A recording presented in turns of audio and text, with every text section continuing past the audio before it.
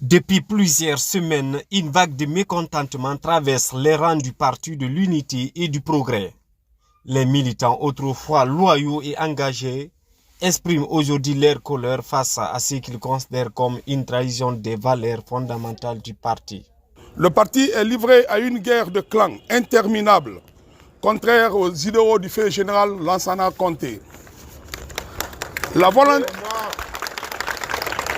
La volonté de celui-ci était de créer un parti national, rassemblant tous les Guinéens de toutes les sensibilités, sans distinction d'ethnie, de religion, de région. Ce parti n'est ni une propriété personnelle, ni une propriété communautaire ou régionale, comme le voudraient certains. Les velléités des uns et des autres ont conduit à des litiges qui sont au niveau du service juridique du ministère de l'administration territoriale et de la décentralisation.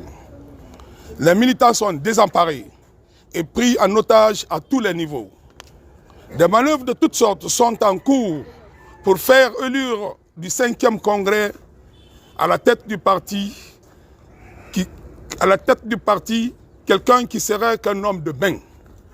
Nous disons non de telles pratiques pour notre grand parti. Camarades militants et sympathisants, ces problèmes nous interpellent tous. De nombreuses voix s'élèvent au sein du PIP pour dénoncer un manque de considération de la part des dirigeants.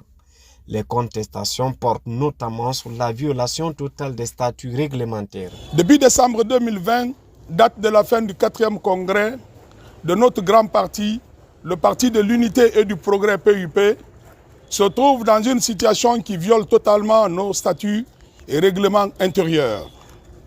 Cela résulte de la volonté du Bureau politique national, dont le mandat est expiré depuis 2020 et qui refuse d'organiser un nouveau congrès permettant de renouveler les instances du parti.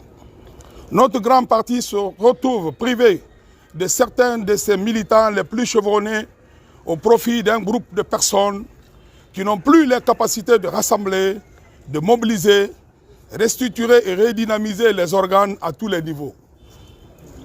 Ils ne sont pas en mesure de donner un souffle nouveau au parti, de lui tracer des perspectives nouvelles.